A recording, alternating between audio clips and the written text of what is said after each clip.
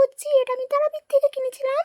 তো চলো এবার কিন্তু ভালো করে আমি রেডি হয়ে নিলাম। ফাইনাল রেডি আমি হয়ে গেলাম। এইভাবে আমি লুকটা আজকে ক্রিয়েট করলাম। তো কেমন লাগলো কমেন্ট করে জানাতে কিন্তু একদমই ভুলবে না।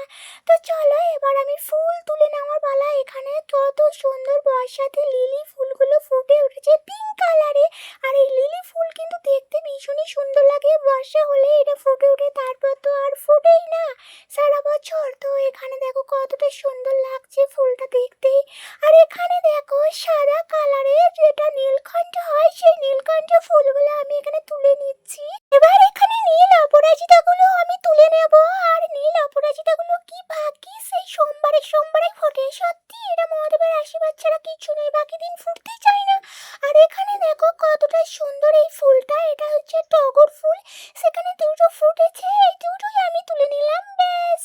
আর এখানে দেখো দু রকমের ফুল হয়েছে, তিন রকমের ফুল হয়েছে, আর এক রকম চার রকম, মানে যেটা শুশুনিবদ্ধ আছে সেটা নিয়ে নেবো। আর এখানে দেখো আমি ভোলে বাবার জন্য মালা গেঁথে নিয়েছি। এখানে অপরাজিতা নীলকণ্ঠ ফুল দিয়েছি, আর কয়েকটা কিন্তু ছোট ছোট যেটা হয় আকন্দা ফুল পাওয়া যায় না। এখান থেকে 3 কিমি রাস্তা একদম পার করে আকন্দা ফুলটা নিয়ে এসেছে বহু কষ্ট করে। আর এইদিকে দেখো ফুল বেলপাতা চাপানোর পরই বারবার পড়ে যাচ্ছে, এটা কিসের জন্য আমি সত্যি জানি না। আর এখানে আবার দেখো মালাটা আমি মাথায় দিয়ে দিলাম, স্নান করানো হয়ে গেছে। এবার মালাটা দেওয়ার পর এর ওপরে কিন্তু 11টা আমি বেলপাতা দিয়ে দেব।